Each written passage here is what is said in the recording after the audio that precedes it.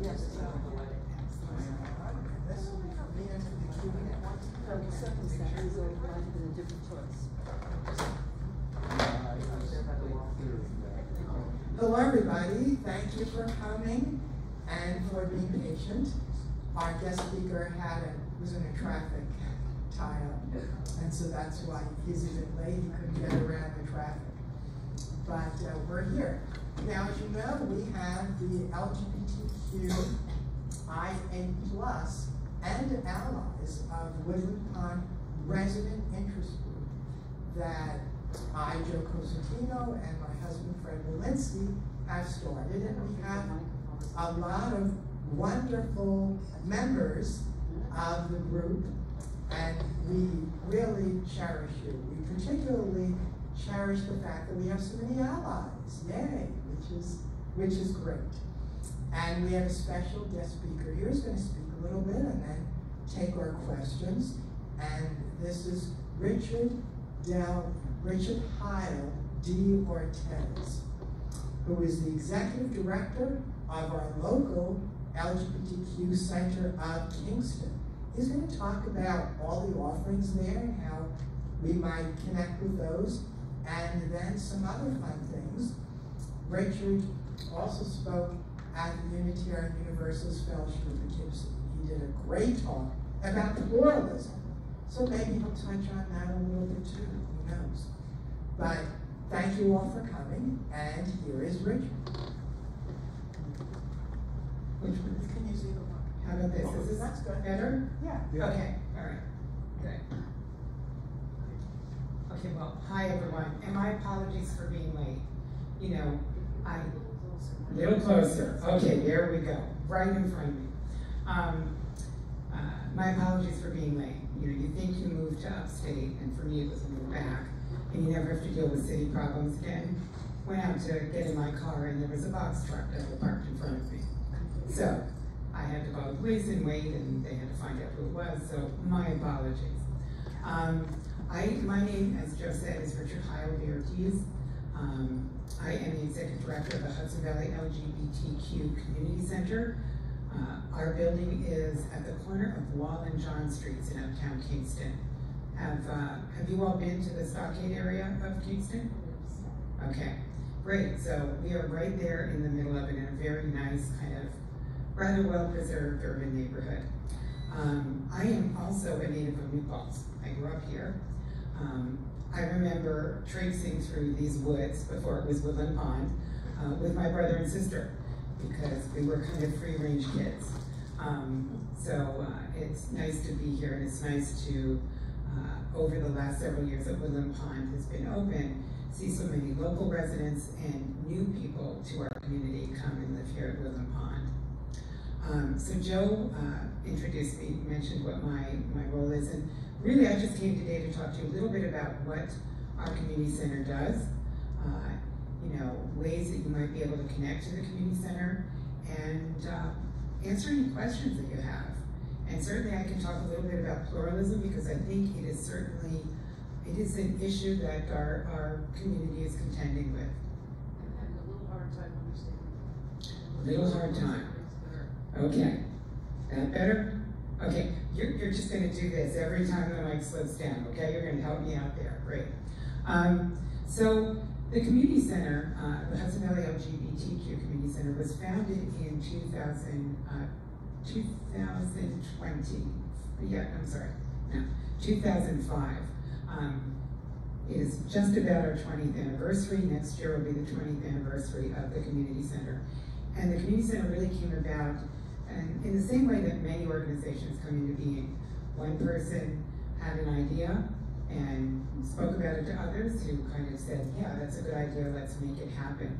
And that person was someone who actually grew up here in Ulster County, Ginny Apuzzo, who had, she had started the National Gay Task Force when it was called that. It's now called the National LGBTQ Task Force. She started that in New York City. Was from this area, as I said. Went on to serve in the Clinton administration, worked in the White House.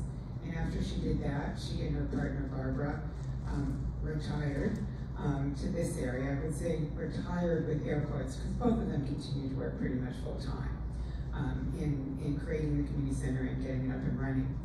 And what the community center was really designed to be was a place of connection, a place where services are provided in the community, and a place where we can support one another as a community. And we were fortunate that Ginny and others saw the value of having a very prominent building in kind of the most prominent area of Kingston. And so we are in what used to be a bank building, a 3-story bank building, complete with a vault. We have a vault, which is now just chair storage, but it's more fun when you say it's a vault. And we have a small staff. I started in December. And part of the reason that I was hired is because the community center was really impacted by COVID and really didn't recover very well from COVID. And when I started, there was only one other staff person. And so what I've been working on in the last 6 months is getting us restaffed so that we can get back to providing services that our community needs and be responsive to what individuals need and want at the community center. And so I'm very happy to report that today was the first day for the last of our team to start.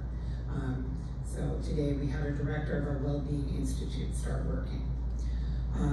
And what the community center does is provide meeting space for organizations and groups that want to meet at the community center. We have 3 meeting rooms, actually 4 now because we've created another one. So 4 meeting rooms for individuals who want to start a group or want to be part of a group that's already existing in the community.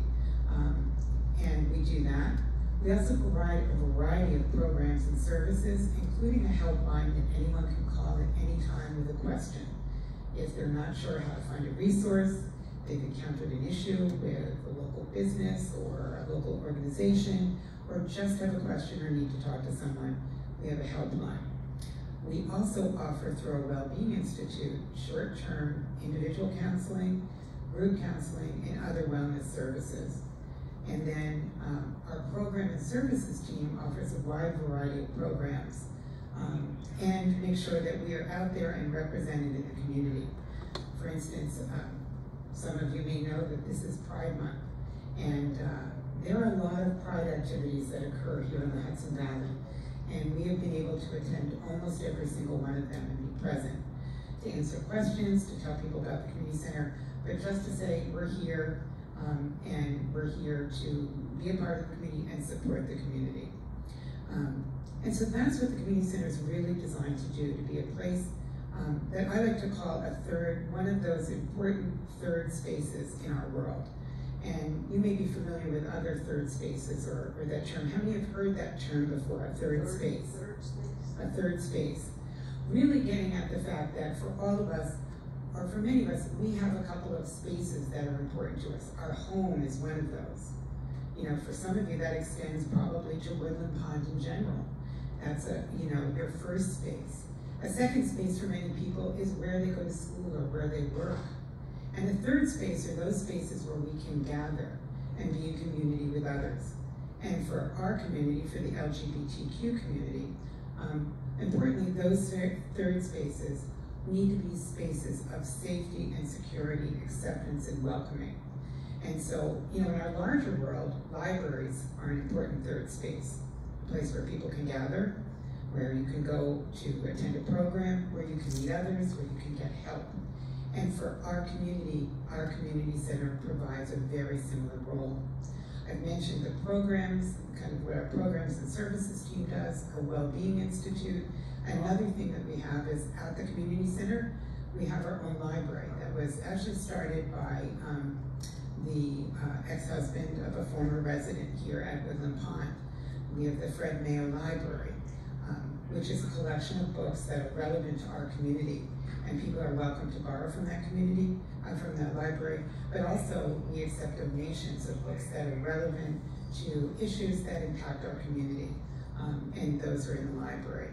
We have the community center. And so libraries and community centers really fill that important space, that role in our lives of important third spaces.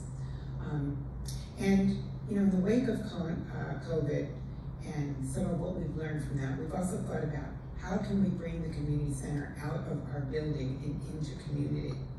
And so what we started to do is offer programs hybrid, so that people can participate in person in our building, but they can also connect via Zoom and participate in some of our programs. And we started to bring programs out into the community. We have a weekly program for early Gen Z individuals. Anyone know what early Gen Z is? What is the word? Early Gen Z. Early Generation Z. It is those individuals who are just come into adulthood, so really 18 to 24. And as you know, it has become common in the last 30, 40 years to name generations. This last generation has come to be called Gen Z. We offer that group, meets weekly in Kingston at our community center, and also meets weekly here at the Elton Library in New Paltz. And then in Poughkeepsie, we are going to be starting a youth program in the fall. So a program focused on City of Poughkeepsie youth, really helping connect them to mentors and helping them see a vision for themselves that's larger perhaps than what they see in their immediate environment. And those are two examples of how we're bringing programs out into the community. And over the next few years, we're going to continue to do that so that our building really becomes a hub where people can access services and programs, but also the ability for people to access via technology and via their own community, what we're able to offer in their own community. And I've been involved in community centers for a long time. I initially, when I went to college, as I said, I grew up here in New Paltz. I went to college in the city at the New School, or Parsons School of Design, which is part of the New School. And I started college in the fall of 1985. Anyone want to guess or want to say what was going on in our community at that time that was very significant? AIDS, yeah. And I think it was just about at that time that we actually started using the term AIDS. Before that, it was called GRID, or Gay-Related Immunodeficiency Disorder, or immunodeficiency. And we just started using that term, and we actually, I think we're just starting to call HIV. It was called HLTV3 initially. So we were so kind of in the early bits, or the coming to understand what this crisis was, that we weren't even using the terminology we'd become more familiar with. And my second week there, I walked into this really derelict, dirty building on 13th Street between 7th and 8th Avenues in Manhattan, called the Lesbian and Gay Community Services Center. And it is still there today, and it is still vibrant, and it has gotten an incredible rehab, I think about 15 years ago. So it's very different than when I walked into. But I saw through kind of the mess of the place and kind of the chaos of the place, and really saw the value and the need for us to be in community, particularly at that time. And what I did as a volunteer there was start a program to help people understand the breadth of our community, to be introduced to the breadth of our community. It was called New York City Orientation. And the idea was, as places that particularly gay men had gathered, and the third spaces for gay men were often bars and bathhouses. Bathhouses were being shut down, and even bars were under kind of scrutiny at that time. And you know, not everyone feels comfortable in a bar, and not everyone drinks. So this idea of introducing people to the community, of groups that existed, and the community center was something that was so important at that time and continues to be really important for us. And several years later, I was living in Philadelphia and had the opportunity with others to create what has become the William Way LGBT Community Center. And that was an incredible experience to be able to make that vision come into reality. The building is still there today, and the community center is thriving. A 26,000 square foot building right in the middle of Center City, Philadelphia, in a very prominent location. Really says, we're here and this is a resource for our community. And in a smaller way, that's my vision for our community center. And here in the Hudson Valley, we're also fortunate to have many smaller kind of LGBT groups that exist, pride groups that exist in different communities. There's one in Poughkeepsie, and there's one in Red Hook. There's one kind of forming in Woodstock. There's even a small one here in New Paltz. My vision also is that the community center can help bring these organizations together so that we can work together on issues and things that our community needs, so we can work better in collaboration instead of duplicating effort. And again, that's another thing that I hope to be doing over the next year, is really creating more of that wider community and connection among us. And in terms of some of the issues that I think are important to us, or really relevant right now, one is that the most vulnerable members of our community are really under attack. And living here in New York, we can kind of be lulled into thinking that it's not happening any longer, like it happened in the 1980s, where gay men were under attack because of AIDS and because, you know, the initial feeling was, well, you did something and this is a consequence of it. Today, it is trans individuals in our community who are under attack. And the important thing, I think, for community centers is to be a place of refuge for those individuals. Because we have people from all over the country who are coming here to New York because it is considered to be a place of refuge where they can be treated with greater fairness, greater equality, greater respect, and less discrimination. And I'll give you an example of this. About a month ago, we got a call on our helpline from someone who had arrived here in New Paltz. She actually got off the thruway right here at exit 18 and didn't know really where she was, and found the number for the community center and called. She was a trans woman who lived in Missouri and had been assaulted because she was trans, and looked on her phone for places that would be safe for people like her, and New York came up. And she drove past New York City because that was too intimidating for her, and eventually got up the thruway and got off at exit 18 and had no idea really where she was or what to do. But she came here because she was, you know, had experienced a significant trauma, and I think in some ways was probably still a bit in shock.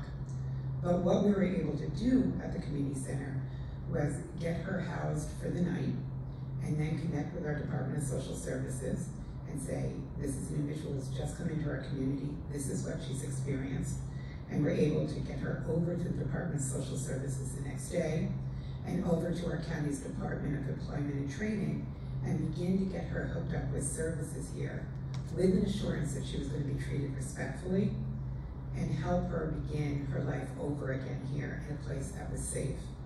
So, trans individuals, my point, are under attack in this country right now.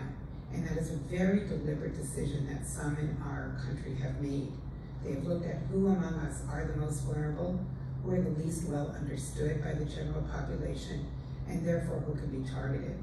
And those of us living in New York can think it's not happening, but it is. It's happening to people here, and it's happening to people who are coming here because they need to be safe.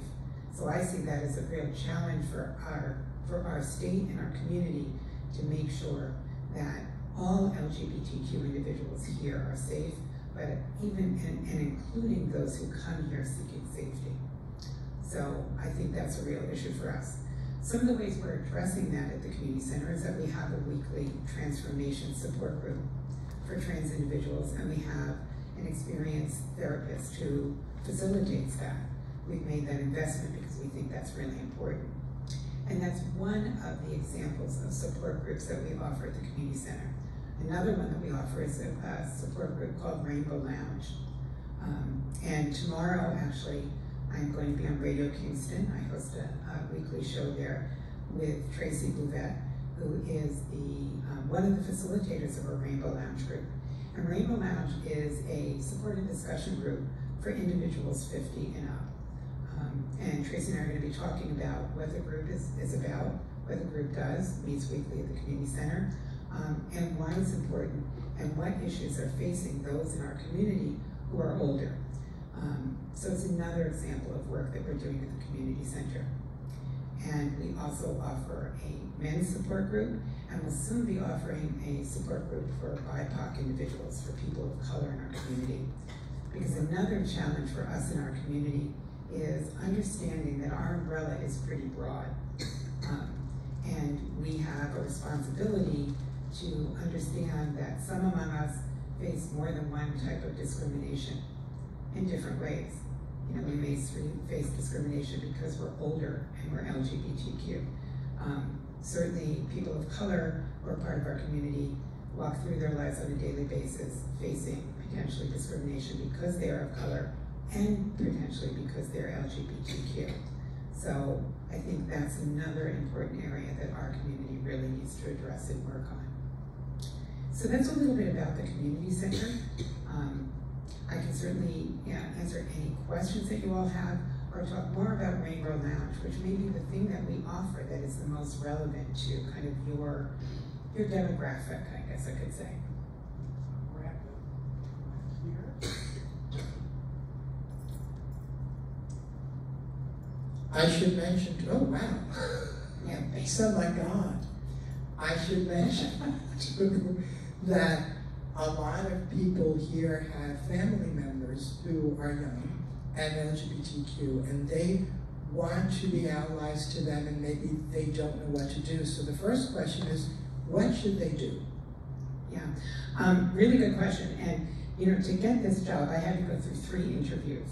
And the last interview was a room full of 40 people, and it was an open forum. So I was asked all kinds of questions, all of which I anticipated. But one of the questions that stuck with me, there are 2 actually that stuck with me the most. And one was a question about how could I, as a cis gay man, represent the breadth of our community, including lesbians and transsexual individuals or people who were intersex. How could I possibly represent all of them? And I said, well, I can't, honestly. I walk through my life being who I am, and I see life through my experience. But part of what is going to, and I said, I don't think any one person can do that because we haven't all walked in those different identities. But I said, what I can do and what's really important for me and for everyone in our community and allies is to listen to one another, to listen and understand where someone is coming from. And I think that's an important thing that we can do is, as allies, listen to where your loved one, your friend, your family member, where they're coming from and what they're saying. Maybe hard for you to understand, may not be your experience, but listen to them where they're coming from. Prior to this, I worked for an organization called Court Appointed Special Advocates for Children. And I trained all CASA, that's the acronym for it, CASA volunteers in the state. And what CASA volunteers do is that they are appointed by family court to be an advocate for a child or sibling group who have been abused or neglected, maybe in foster care, and are before a family court judge as a result of that. And in training CASA volunteers, we did talk about issues of LGBTQ identity, because LGBTQ youth are overrepresented in our foster care system. Even here in New York, which you would think is a more accepting state, the reality is that some LGBTQ youth are separated from their families. Their families reject them because of who they are, and they end up in foster care. And one of the things I said to them is that it could be hard. Being a young person is a time of exploration. We're all, when we're young, thinking about who we are and exploring and trying to figure out who we are. And the important thing for those of us who aren't young but have a connection to a young person or a loved one, a family member, is to listen. And what a young person is saying to you today about who they are may be different in 6 months.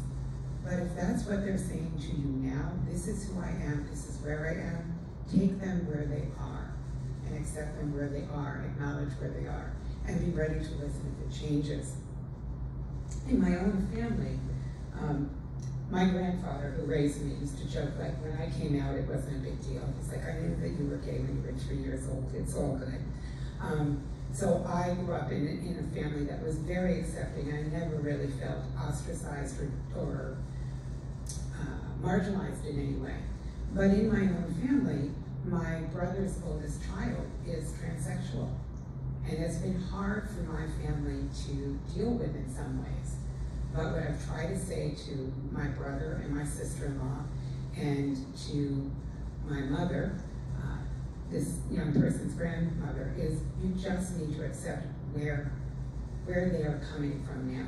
One of the hardest things for me is totally, it's linguistics.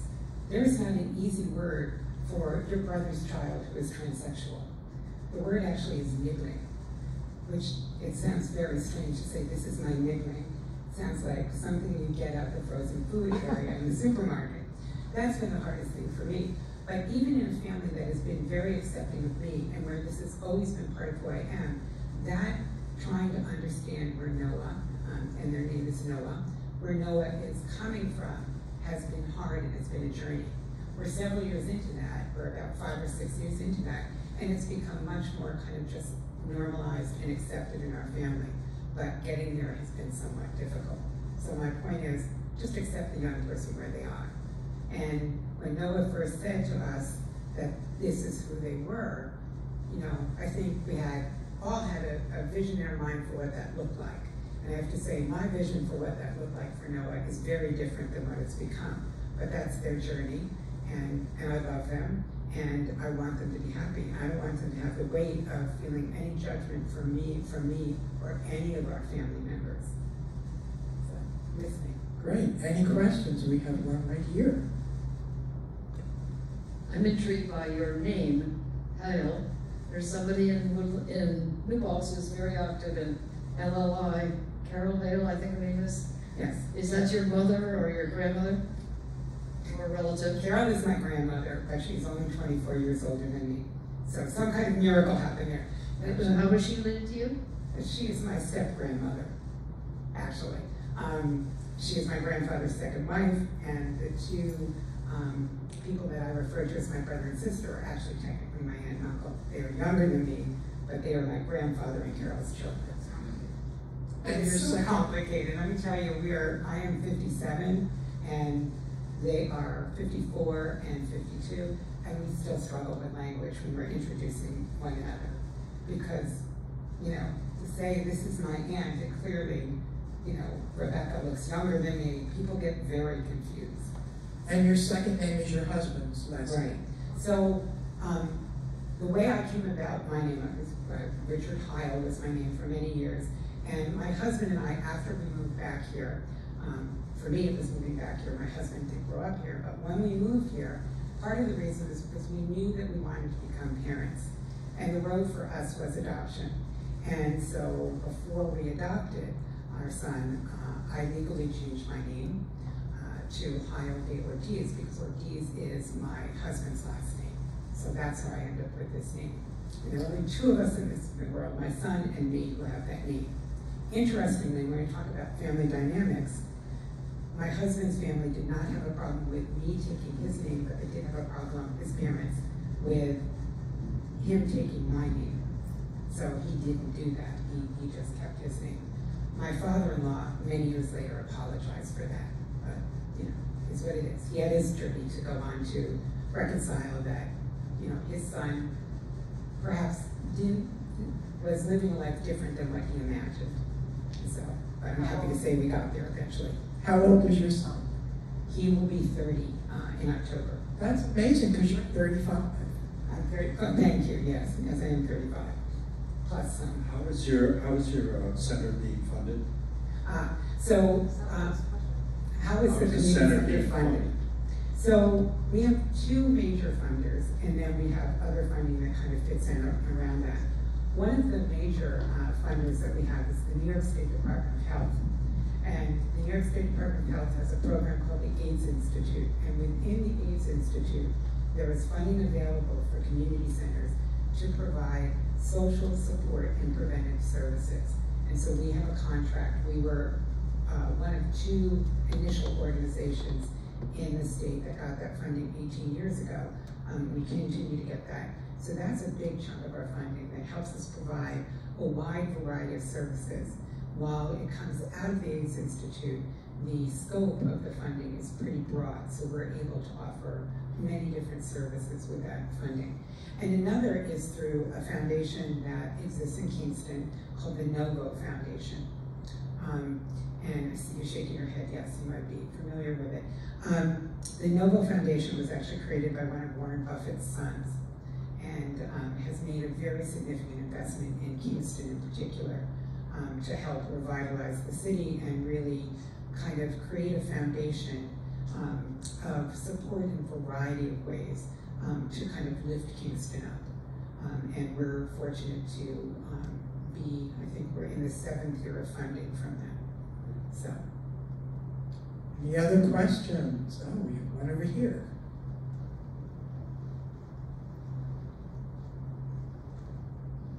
I find it impressive that you have the health/mental health component to your community center.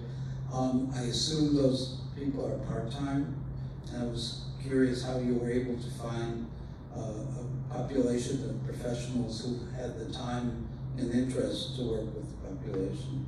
Yeah, well, I'll tell you, it was a 6-month journey, pretty much. I didn't initially start recruiting for those positions, but before the end of last year, we were promoting that we were looking for individuals to fill those positions because they were vacant when I started. And what was important to me is that we had people not just with a credential, but I really wanted to understand why they wanted to work in this community. What was their connection, their reason for wanting to? Got a lot of resumes that looked really good, but nothing discernible about why this community. And I was very fortunate to find people who really were able to express why they wanted to commit their work to this community.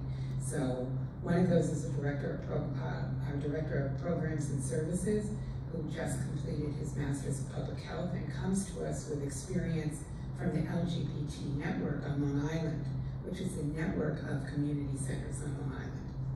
And then a director of our Wellbeing Institute, she is someone who has a really kind of very significant amount of experience in a wide variety of modalities, which I think was important to me. I wanted someone who could look at well-being broadly and really be able to lead the community center offering support, counseling, therapy in different ways that would be most supportive to what an individual or a group needs.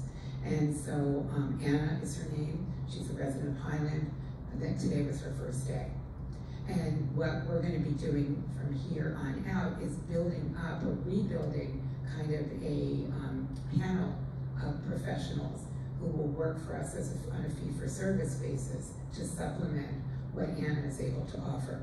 And what's important to me there, the reason we constructed things that way, is because I want for us to have qualified individuals who are providing particularly those mental health services that we're in a panel so that we're able to match people up with a counselor that is going to best meet their needs. For instance, if a woman comes to us and is really needing therapy around trauma that she's experienced, well, matching her up with a male therapist or counselor is probably not going to be in her best interest, probably going to be an impediment in some ways. Or if we have a person of color who is coming to us for therapy, they may be more comfortable with a therapist of color.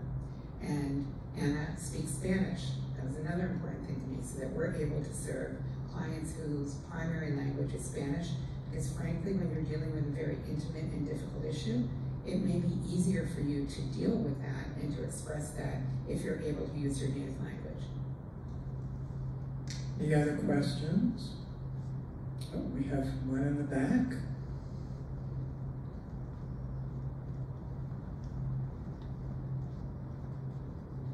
Can you tell us more about the Rainbow Lounge? When does it meet? How many people usually show up? What kind of demographics are there other than being over 50? And what do they talk about? Sure. So the Rainbow Lounge meets on Thursdays. It meets from 3 to 4:30 in Oglesville Hall, which is our first floor meeting room. And I should mention that the community center is accessible on the first and second floors. So, and that was important. The elevator in our building was installed after the building was purchased because it was not accessible before then.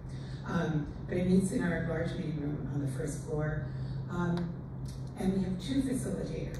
We have Beth, who will not be joining me tomorrow on Radio Kingston because she is leaving for a European vacation. So that was more important to her for some reason. So Beth and Tracy are the 2 facilitators. So we've got a man and a woman who facilitate that. And the demographic demographic is certainly older than 50. I would say most people are probably what we would call of retirement age, so 70 and up, but not everyone. And the group focuses on, the facilitators will come with a particular topic, that they have available to talk about. But it's also somewhat self-directed. If the group wants to talk about something else in particular, if there's a driving need for that that's expressed, that's where Tracy and Beth kind of lead. And they're facilitators, so their role is not to do the talking, but to facilitate a conversation among the members who are present. And I don't have the opportunity every Thursday to peek in or to say hello, but when I do, it's usually about between 15 and 25 people who are attending. So we've got a relatively healthy attendance. There are many members of the group who are now volunteering at the community center in other ways, either at our front desk, because one of the keys to keeping the community center open is that we have volunteers at the front desk, and with other kind of special projects that we have going on at the community center. So it's nice to see someone who initially came into the community center because of this discussion group, found a connection, and has really kind of, become more involved with the community center.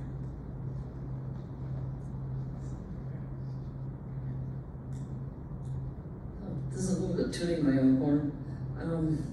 When we moved to Willow Pond, I gave many books to the library, LGBTQ books. I was in PFLAG for some time, and I just gave a really big pile of books to the library.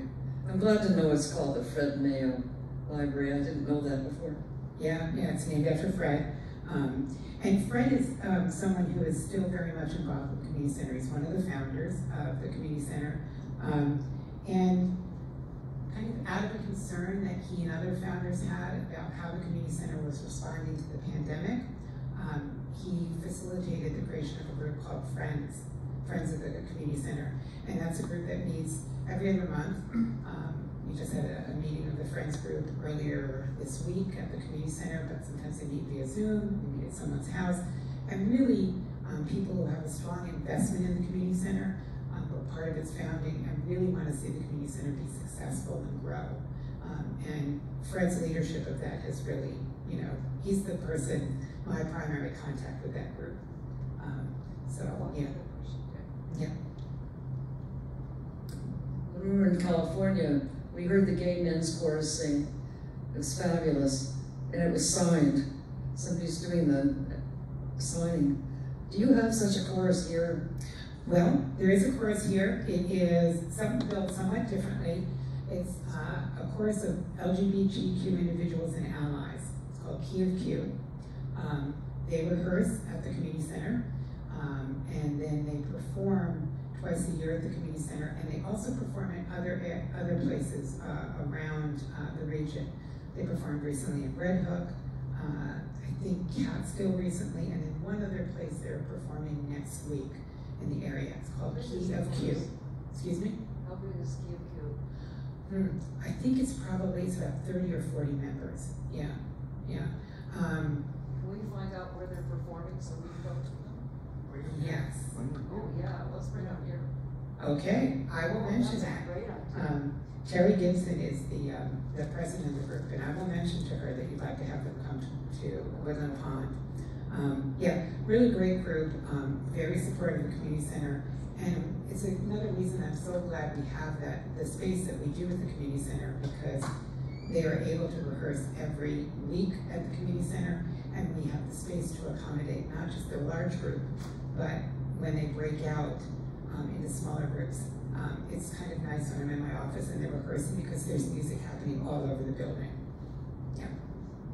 Any other questions? Well, I have another question, Sure. which is, we mentioned pluralism, so maybe you can just tell if people maybe don't know what that is, what it is. Yeah. What's the word? Pluralism.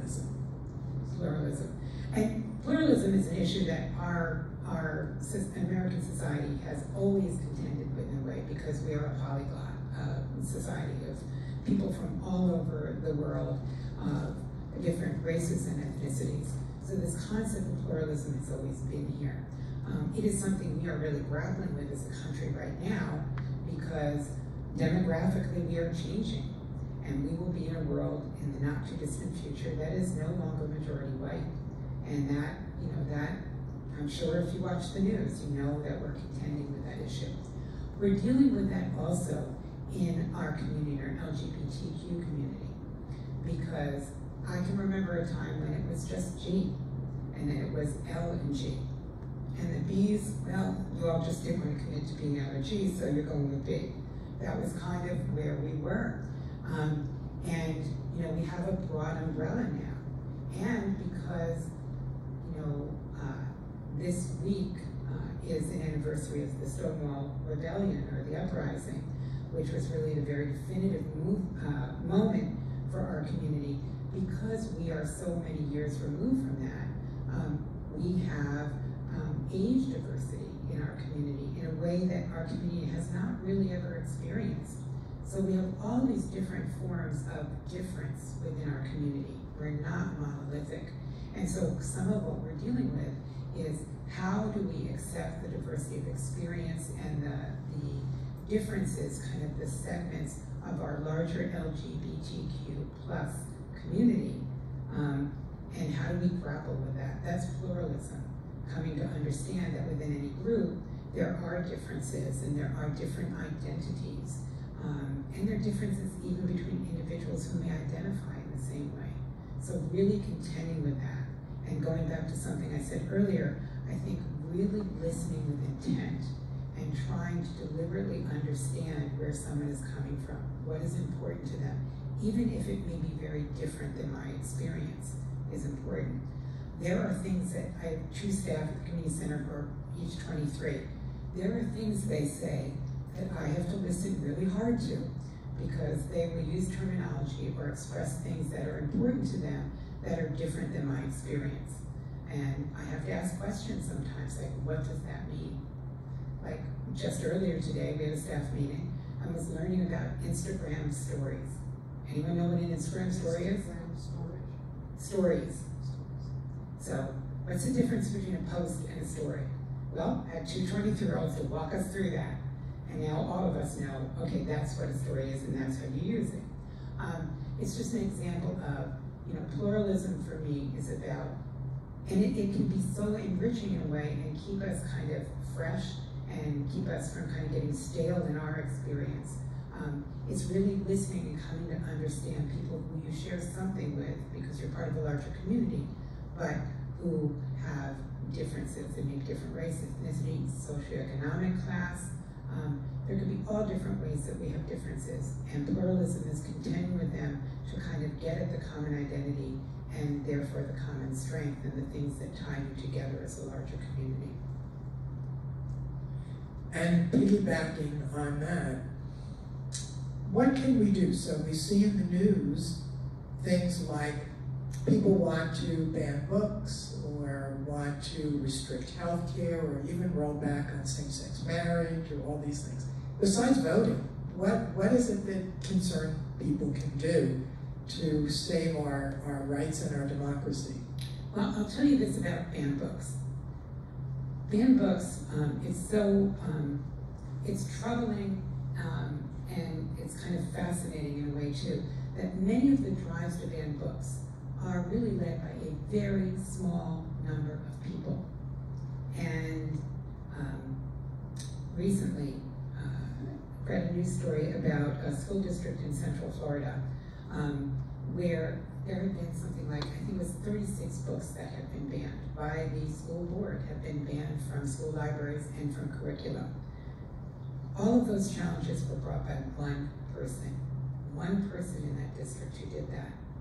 And then recently, that person has to have a book about the banning of books banned. And the school board voted for that too. So that's kind of really meta, very circular.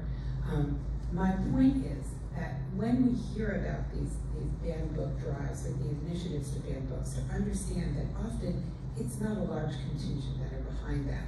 And we need voices to stand up in opposition to that and maybe be that one person, or those two people, those three people who are saying back at that one person, no, there's value to having this book, and this book needs to remain in the library. This book needs to remain as part of curriculum. So we shouldn't ever be fooled into thinking that there is a large active contingent behind book banning, because sometimes and often there isn't. And if you think this is not happening here, the library in Pleasant Valley, which is right across the river on the other side of Poughkeepsie, so not far away, they have been subject to many requests to ban books, all coming from one or two people in the community, but each time that library has to devote resources to considering that and to walking through their process. So it is something that is real and that can and does happen here very close to home. So that's something we can really do to push back against that. Yeah. And the banned books are the best books. My favorite book is Separate Peace when I was a kid. It's not a banned book list. I'm familiar with that because John Vincent Isle starred in the movie and he's a relative. Right. And in our Woodland Pond Library here, we did for Pride Month a display of my books. But I don't like to talk about myself. And Marilyn, one of our residents, did a display of children's LGBT books. And that's great. Another thing I'll tell you that happened here very, very recently is that Woodstock, for the first time ever, had a Pride event. So they had a Pride Parade, which the Community Center participated in. And the library in Woodstock had a drag time story hour as part of the Pride celebration. And this was not this past weekend, but the weekend before, so very recently. They unfortunately received an email death threat as a result of that. So they didn't see the email until after the story hour had happened, but they had to respond to it, they had to deal with it. So again, resources were spent dealing with that. One individual who felt something about just the concept of children reading books and being able to experience the diversity of expression that's possible, or perhaps find a place of connection. So happened right here in our backyard. And you know, that to me is another example of how individuals are targeting the most vulnerable in our community, the people they least understand. And pushing back against those is important too. We at the Community Center last week at this part of the Kingston Pride activities had a drag story hour in our building. It was very well attended, went very well, and we were able to do it in bilingual. We had Katrina Barrage, who was a local drag queen, who came in and read, and my husband, who was not in drag, read the books in Spanish. So we were able to do that in a way that was very successful. The kids who were there enjoyed it immensely. And the parents who came were very thankful that we were doing something like that. Good. We have another question. Before COVID, we went to a couple of fundraisers at the Gunk House, and I forgot the name of the group that it was benefiting, but it was several drag performers. Is that group, whatever it was that sponsored that, still in existence? Or some kind of a health support group? I don't remember the name of it. Yeah, I'm not certain who that was. I mean, I know that I have attended a drag brunch. It was at the Guns House for GLSEN, which is GLSEN, G-L-S-E-N, Gay and Lesbian Student Education Network. Yes. It was some kind of a support group that's an organization that provided health services to, I think, a GLBTQ clientele. Yeah, and here in this area, we don't have an LGBTQ specific health organization, but we do have some that are LGBTQ informed or LGBTQ friendly, like the Institute for Family Health, like Hudson Valley Community Services. I think it may have been Hudson Valley Community Services. Yeah. Their offices are on Main Street. Yes, yeah. Well, that could also have been the Institute for Family Health, because they have an office on Pine Street. No, I understand. Yeah. That was before the Institute for Family Health was was even built. That's local, Yeah. But, yeah. And I should mention that, partnership we have with Hudson Valley Community Services is that we offer STI testing anonymously in our building on the third Thursday of every month through our partnership with Hudson Valley Community Services. Any other questions or comments? Well, here in June for Pride Month, we've had a happy hour, we've had film, speakers, and library displays, so we're doing our part for the festivities, and we're dressing pink. Yeah, that was unintentional. Unintentional, just happened. But thank you very much for coming. We really appreciate it. Thank you all. And everybody remember, Monday at 7:15, we have another speaker, another local speaker, the New Paltz Pride Coalition. Wait, probably Eve? Eve, Yeah. yes, Eve. So come back for that.